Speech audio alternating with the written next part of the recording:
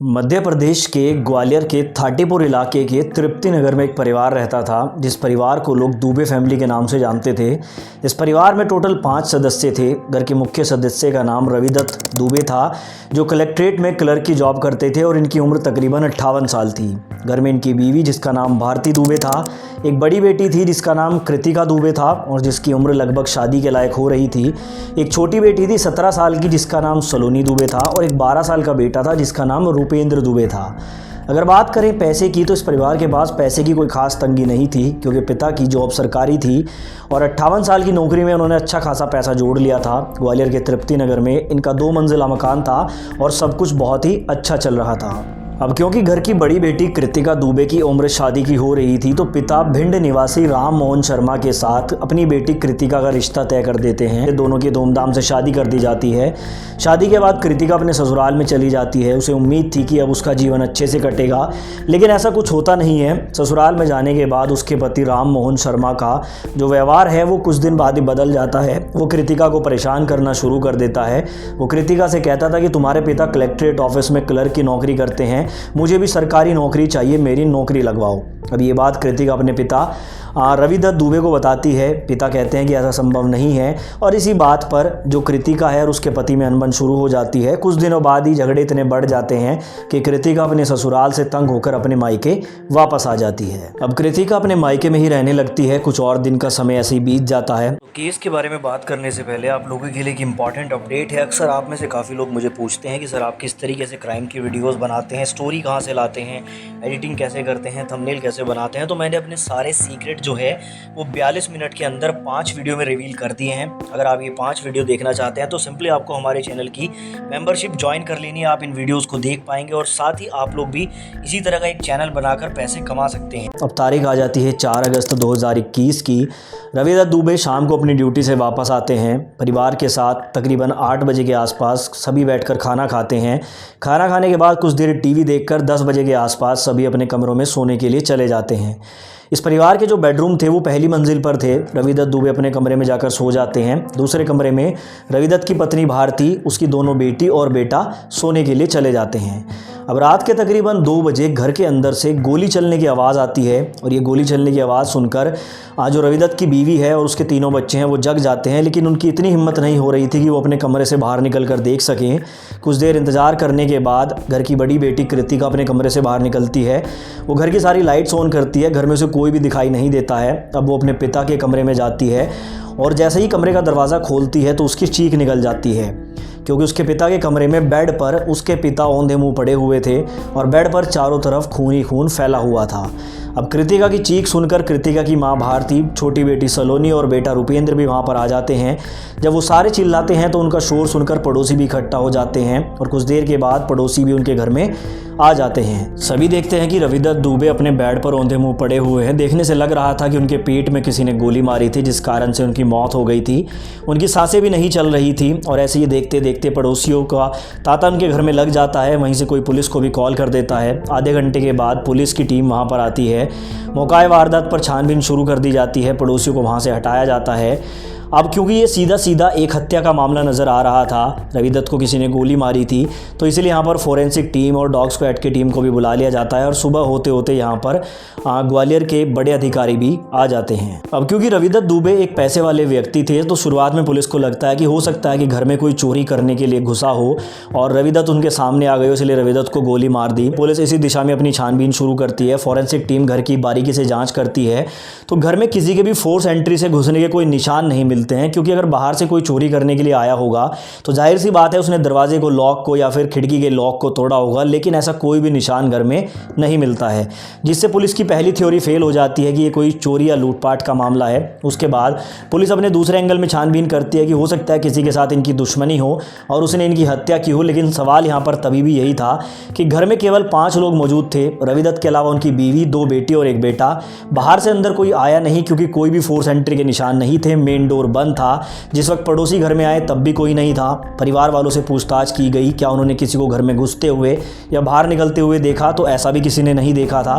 तो दुश्मनी वाला जो एंगल है ये भी पुलिस का फेल हो जाता है। अब पुलिस बॉडी को पोस्टमार्टम के लिए भेज देती है और छानबीन शुरू हो जाती है। अब क्योंकि इस घर में बाहर से कोई आया नहीं था, घर से कोई बाहर गया नहीं था और रवि दत्त की हत्या हो गई थी, तो पुलिस को कहीं ना कहीं शक था कि या तो इनके परिवार के ही किसी सदस्य ने रवि दत्त की हत्या की है।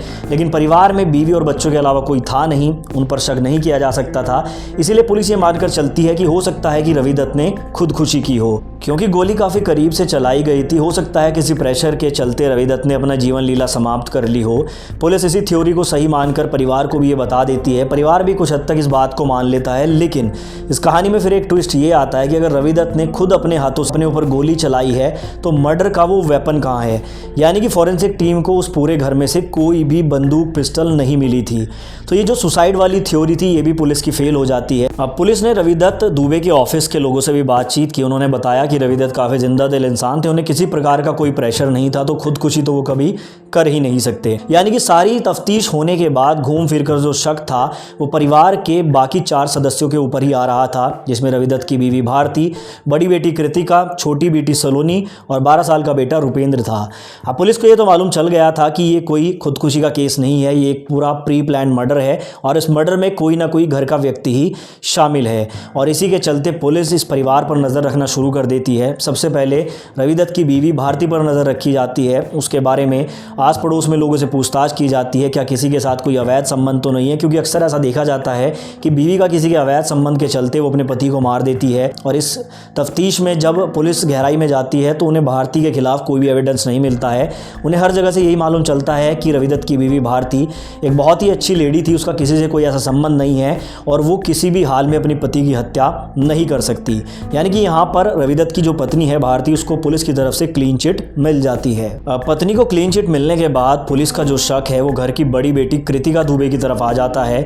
हाल फिलहाल में पिता ने उसकी अरेंज मैरिज की थी, जिस लड़के के साथ उसकी शादी की थी उसने कृतिका को अच्छे से ट्रीट नहीं किया, वो ससुराल में नहीं रह पाई। हो सकता है कि कृतिका इस बात से अपने पिता से खफा हो कि इस तरीके से गलत घर में उसकी शादी कर दी गई, उसका जीवन बर्बाद हुआ और इसी के चलते कृतिका ने अपने पिता को मार दिया हो। यानी कि प्राइम सस्पेक्ट यहाँ पर कृतिका बन चुकी थी। सबसे पहले कृतिका के पति से जाकर बातचीत की जाती है, वहाँ से पुलिस को कोई सुराग नहीं मिलता है। अब कृतिका के जो यार दोस्त होते हैं, पड़ोसी होते हैं, उन सभी से बातचीत की जाती है। कृतिका का पीछा भी कुछ दिन तक किया जाता है, उसकी कॉल डिटेल्स चेक की जाती हैं, वो किससे बात करती है। लेकिन इस सारी छानबीन में भी पुलिस के हाथ कुछ भी नहीं लगता है और इसी के चलते घर की बड़ी बेटी कृतिका दुबे को भी पुलिस की तरफ से क्लीन चिट दे दी जाती है। अब बड़ी बेटी कृतिका को क्लीन चिट मिलने के बाद पुलिस का जो शक है वो घर की छोटी बेटी सलोनी दुबे की तरफ आता है, जिसकी उम्र महज 17 साल थी। हालांकि उसके ऊपर शक का कोई कारण तो नहीं बन रहा था, लेकिन पुलिस को अपनी इन्वेस्टिगेशन करनी होती है। इसी के चलते पुलिस जो है वो सलोनी से बात करती है। सलोनी से बात करने पर ऐसा कुछ महसूस होता है कि सलोनी जो है काफ़ी घबरा रही है, वो सवालों के जवाब ठीक से नहीं दे पा रही है। लेकिन क्योंकि वो एक माइनर थी तो उससे सख्ती से पूछताछ नहीं हो सकती थी, इसीलिए पुलिस उसके स्कूल में जाती है और उसके साथ पढ़ने वाले स्टूडेंट से बातचीत करती है। वहीं पर पुलिस को मालूम चलता है कि स्कूल में सलोनी का एक बॉयफ्रेंड है जिसका नाम करण है। अब इतना मालूम चलने के बाद पुलिस बिना देरी के इस करण की कुंडली खंगालना शुरू कर देती है। सलोनी के कुछ और दोस्तों से पुलिस को ये भी मालूम चलता है कि एक दिन सलोनी के पिता ने करण और सलोनी को साथ में पार्क में बैठे हुए देख लिया था, जिसके चलते सलोनी के पिता ने वहीं पर करण को और सलोनी को एक एक थप्पड़ लगाया था और आगे से इन्हें दूर रहने की हिदायत भी दी थी। अब पुलिस के लिए इतना ही सुराग काफ़ी था। पुलिस बिना देरी किए करण के पास जाती है और करण को कहती है कि तुमने सलोनी के पिता को क्यों मारा। अब ये सुनते ही जो ये करण है ये घबरा जाता है। ये पुलिस से कहता है कि सर मैं ये बात मानता हूँ कि सलोनी मेरी गर्लफ्रेंड थी, उसके पिता ने हमें एक साथ पकड़ भी लिया था, मुझे थप्पड़ भी मारा था, लेकिन मैंने सलोनी के पिता को नहीं मारा। पुलिस दबाव देकर बार बार करण के ऊपर इल्ज़ाम लगा रही थी। एक तरह का कांटा फेंका जा रहा था जिसमें करण फंसता जा रहा था और इसी के चलते करण कुछ ऐसा उगल देता है जिससे इस पूरे केस का खुलासा हो जाता है। दरअसल करण नाम का ये लड़का पुलिस से कहता है कि सर मैंने तो सलोनी के पापा को नहीं मारा, लेकिन हो सकता है कि सलोनी ने ही अपने पापा को मारा हो, क्योंकि जिस दिन सलोनी के पापा ने हम दोनों को पार्क में पकड़ा था बताओ हमें दोनों को एक एक थप्पड़ लगाए थे, उसके बाद से ही सलोनी अपने पापा से खफा हो गई थी और उसने मुझे एक बार ये बोला था कि अगर तुम मेरे साथ रहना चाहते हो तो तुम्हें मेरे पापा को मारना पड़ेगा। और सलोनी की ये बात सुनते ही मैंने उससे सारे रिश्ते तोड़ दिए थे और पिछले 1 महीने से मैंने सलोनी के साथ कोई भी फ़ोन पर बात नहीं की है। आप चाहें तो मेरी कॉल डिटेल निकलवा सकते हैं। अब पुलिस यहाँ पर करण की कॉल डिटेल निकालती है तो ये बात पूरी तरह से सही साबित होती है। पिछले 1 महीने से करण ने सलोनी के साथ कोई बात नहीं की थी और कारण केवल यही था कि सलोनी के जो इरादे हैं वो करण भांप चुका था और इसीलिए वो सलोनी से दूर हो गया था। लेकिन अब पुलिस को ये मालूम चल गया था कि इस केस में सलोनी का अहम रोल जरूर है, इसीलिए जो पुलिस है अब वो सलोनी की CDR यानी कि कॉल डेटा रिकॉर्ड निकालती है। और यहाँ से पुलिस को मालूम चलता है कि सलोनी पिछले 1 महीने से करण के साथ तो बात नहीं कर रही थी, लेकिन एक दूसरे नंबर पर वो घंटों घंटों बातें कर रही थी और ये दूसरा नंबर किसी पुष्पेंद्र लोधी नाम के लड़के का था। पुलिस इस लड़के की छानबीन करती है तो मालूम चलता है कि ये थोड़ा क्रिमिनल टाइप का लड़का है, इसने पहले भी छोटे मोटे क्राइम किए हैं। अब पुलिस का शक यहाँ पर पक्का होता जा रहा था। अब पुलिस क्या करती है, सलोनी और जो ये पुष्पेंद्र लोधी होता है इन दोनों की कॉल डिटेल को बारीकी से खंगालती है। जिस दिन 4 अगस्त 2021 को रात के तकरीबन 2 बजे रविदत्त दुबे की हत्या हुई थी, उससे पहले सलोनी ने लगातार पुष्पेंद्र लोधी के साथ फ़ोन पर बात की थी। इतना ही काफ़ी था। पुलिस पुष्पेंद्र लोधी को उठा लेती है, सख्ती से उसके साथ पूछताछ करती है। पहले तो वो मुंह नहीं खोलता, लेकिन पुलिस के सामने वो टूट जाता है और वो पुलिस से कहता है कि मैंने ही रविदत्त दुबे की हत्या की है। 4 अगस्त 2021 को मैं उसके घर गया था और मैंने एक देसी कट्टे से गोली चलाकर उसकी हत्या की है। लेकिन पुलिस पूछती है कि तुमने उसे क्यों मारा, तो वो कहता है कि ये सब मैंने उसकी छोटी बेटी सलोनी दुबे के कहने पर किया है। पुलिस के पास काफ़ी सबूत थे सलोनी दुबे को गिरफ्तार करने के लिए। पुलिस उसे पुलिस स्टेशन में लाती है और एक नई कहानी निकलकर सामने आती है। सलोनी पुलिस को बताती है कि जब उसके पिता ने करण और उसे एक साथ पकड़ लिया था, दोनों को थप्पड़ लगाए थे, तब सलोनी को बहुत ज़्यादा इंसल्ट महसूस हुई थी, लेकिन उसके बाद भी वो करण से छिप छिप कर बातें करती थी। और एक दिन उसके पिता ने घर में उसे करण से बात करते हुए पकड़ लिया था और उस दिन भी उसके पिता ने सलोनी को बहुत मारा था और इसी से खफा होकर अब सलोनी ने प्लान बनाया कि अब वो अपने पिता को ही रास्ते से हटा देगी, क्योंकि अब पिता उसके ऊपर काफ़ी पाबंदियां लगा रहे थे। उसे फ़ोन नहीं दिया करते थे, बाहर जाने की इजाज़त नहीं देते थे और इसी के चलते एक दिन वो करण से कहती है कि मेरे पिता को मार दो तभी हम साथ रह पाएंगे। हालांकि जो करण है उसने ये करने से मना कर दिया और सलोनी के साथ दूरियां बना ली। अब सलोनी को किसी भी तरीके से अपने पिता को रास्ते से हटाना था, क्योंकि उसके पिता के कारण ही करण भी उससे दूर हो गया था। इसी के चलते अब वो ऑनलाइन एक दोस्त बनाती है जिसका नाम पुष्पेंद्र लोधी था। 1 महीने के अंदर ही ये उसे व्हाट्सएप पर बात करना शुरू कर देती है, बाय कॉल बात करना शुरू कर देती है और उसे अपनी मीठी मीठी बातों में फंसा लेती है। और जब वो पूरी तरीके से सलोनी के कंट्रोल में आ जाता है, तब सलोनी उसे कहती है कि तुम्हें मेरे लिए एक काम करना होगा, तुम्हें मेरे पापा को मारना होगा। अब पुष्पेंद्र पहले उससे कारण पूछता है तो वो कहती है कि अगर तुम मुझे पाना चाहते हो तो मेरे पापा को रास्ते से हटाना ही होगा। यहाँ पर पुष्पेंद्र लोधी कहता है कि ये काम फ्री में नहीं होते हैं, इसके लिए पैसे लगते हैं और ये काम हो जाएगा, लेकिन 1 लाख रुपए लगेंगे। अब सलोनी दुबे के पास इतने पैसे तो नहीं थे, तो वो पुष्पेंद्र लोधी से कहती है कि मेरे पास पैसे तो नहीं है, लेकिन अगर तुम मेरा ये काम कर लेते हो तो तुम मेरे शरीर का पूरा इस्तेमाल कर सकते हो, यानी कि तुम जब चाहोगे जहाँ चाहोगे मैं तुमसे मिलने आ जाऊँगी और तुम मेरे साथ संबंध बना सकते हो। यानी कि सलोनी दुबे ने अपने शरीर का लालच देकर पुष्पेंद्र लोधी को लालच में लिया था और पुष्पेंद्र लोधी लालच में फंस भी जाता है। अब 4 अगस्त 2021 को वो रात के तकरीबन 10:30 बजे इनके घर आता है। सलोनी चुपके से दरवाज़ा खोल देती है और घर में छिप जाता है और रात के 2 बजे जब घर में सब सो जाते हैं, तब वो रविदत्त दुबे के कमरे में जाकर देसी कट्टे से उस पर गोली चला देता है, जिससे on the spot Ravidutt Dubey की मौत हो जाती है। और उसके बाद ये आराम से घर से बाहर निकलकर वहाँ से चला जाता है, क्योंकि परिवार के जो बाकी लोग थे वो दूसरे कमरे में थे, उनकी हिम्मत नहीं हो रही थी बाहर निकलने की। और इसी दौरान ये जो पुष्पेंद्र लोधी है घर से निकल जाता है।